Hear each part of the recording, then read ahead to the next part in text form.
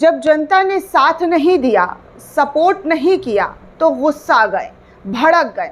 इतना भड़क गए कि रात में उनको ट्वीट करना पड़ा। जी हाँ, रात में भड़कते हुए ट्वीट कर रहे, एक राज्य के मुख्यमंत्री को निर्लज जैसे शब्दों से जो है संबोधित कर रहे हैं। इतना गुस्सा, इतना गर्मी, इतनी ज़्यादा तिलमिलाहट। क्यों?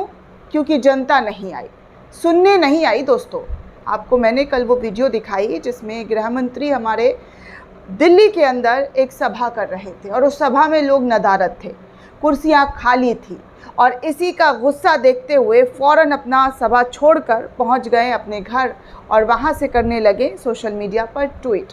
यही नहीं, रात के 3 बजे, जी हाँ, रात के 3 बजे बीजेपी दफ्तर का ताला भी खुलवा दिया और मीटिंग्स भी बुला दी कि भैया दिल्ली में चल क्या रहा है, दिल्ली में मोदी लहर क्यों नहीं दिखाई दे रही है, दिल्ली में भीड़ क्यों नहीं आ रही है, क्यों लोग इकट्ठा नहीं हो रहे हैं, क्यों नहीं उनकी सभाओं को सुन रहे हैं। ये सब तो आपने देख ही लिया, लेकिन अब आपको यहाँ से नई पिक्चर दिखाते हैं। जनता ने साथ नहीं दिया तो अब उनको डराने की जो कोशिश है वो शुरू कर दी है। डराया जा रहा है। किस तरीके से वोट मांगने के लिए जो लोगों को डरा कर राजनीति की जाती है वो यहाँ पर खुलकर साफ साफ नज़र आ रहा है।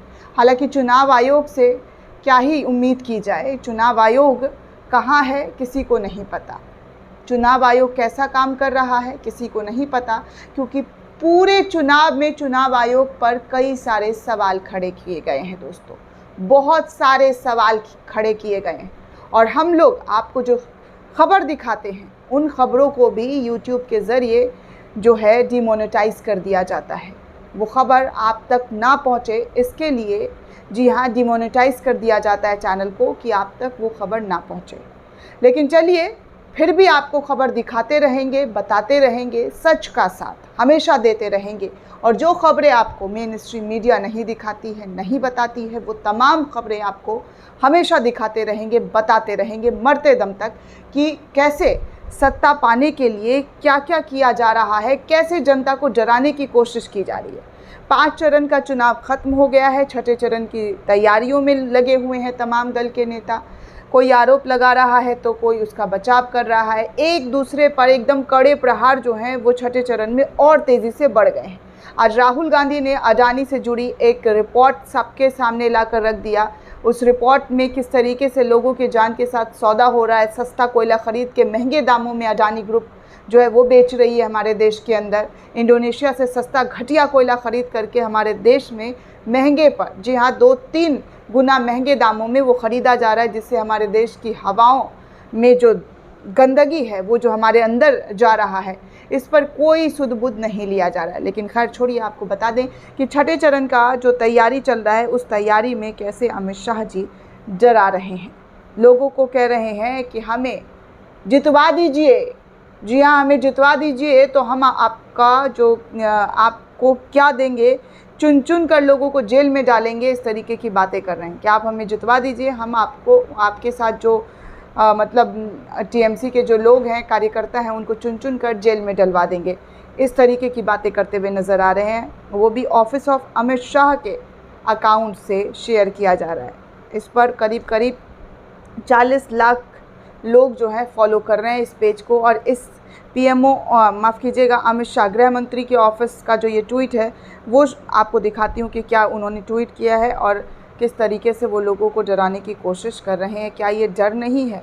लोगों को डराने की जो बातें हैं वो आपके ट्वीट से नहीं झलक रही है? ऐसे तमाम लोगों के ज़रिए प्रतिक्रिया सामने आ रही है। प्रतिक्रिया भी दिखाऊंगी, लेकिन सबसे पहले गृह मंत्री जी का ये ट्वीट दिखाना चाहूँगी। गृह मंत्री जी लिखते हैं, पश्चिम बंगाल के सभी कार्यकर्ताओं को विश्वास दिलाना चाहता हूँ कि एक बार बंगाल में 30 से ज़्यादा सीटें जिता दीजिए, पश्चिम बंगाल और केंद्र में भाजपा की सरकार बना दीजिए। उसके बाद तृणमूल के गुंडे ने जो सत्यानाश किया है उनको चुन चुन कर जेल में डालेंगे, ये अमित शाह जी कह रहे हैं।